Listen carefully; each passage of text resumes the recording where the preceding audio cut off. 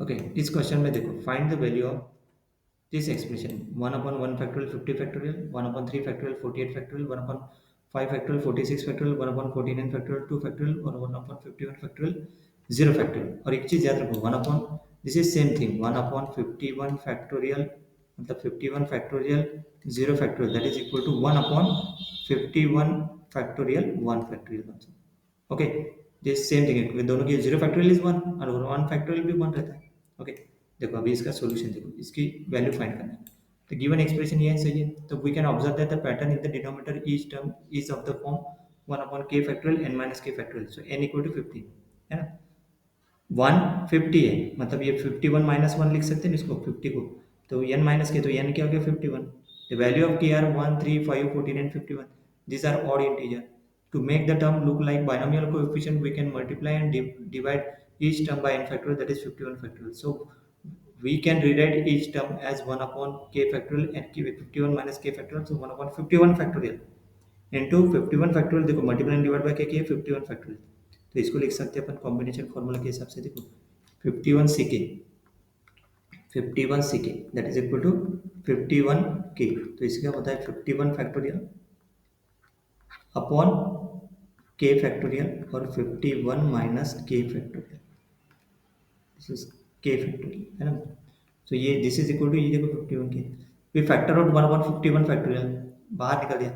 तो देखो from the entire सम मतलब कौन से इसमें सम से 1 अपॉन 51 फैक्टोरियल, देखो ये 51 फैक्टोरियल पूरे न्यूमरेटर में 51 फैक्टोरियल आएगा। आ गया, देखो अभी इसमें से देखो क्या क्या कैंसिल होगा। देखो तो binomial coefficient n k that is n factorial upon k factorial n minus k factorial होता है। So we can rewrite as, देखो 51 फैक्टोरियल 1 फैक्टोरियल 50 फैक्टोरियल, तो उसको 51 1, इसको 51 3, देखो 51 3, 52 5, 55 49 और ये 51 51, सही है। ऐसे लिख सकते हैं ना उसको 51 51। The sum inside the parenthesis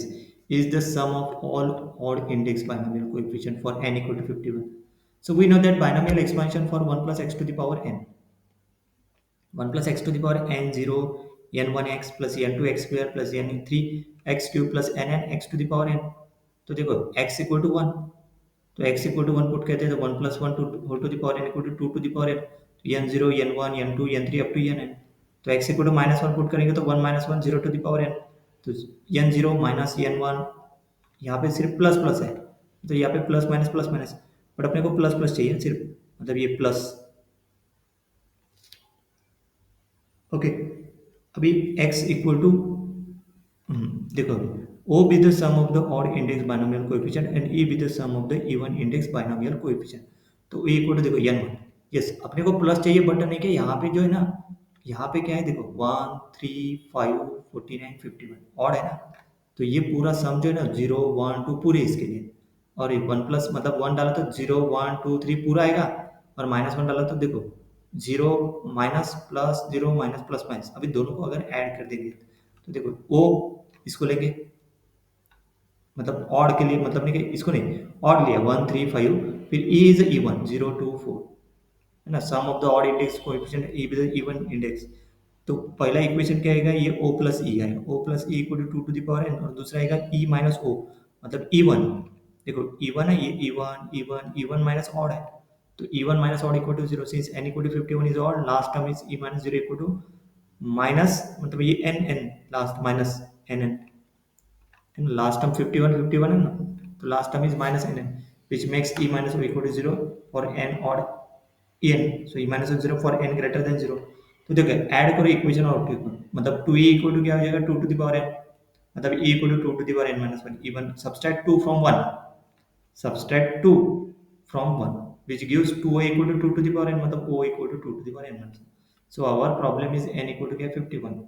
the sum of the parenthesis is exactly O for n equal to 51, so 51 1 51 3 पूरे इसका सम कितना आएगा 2 to the power 51 minus 1, so this is equal to 2 to the power 50।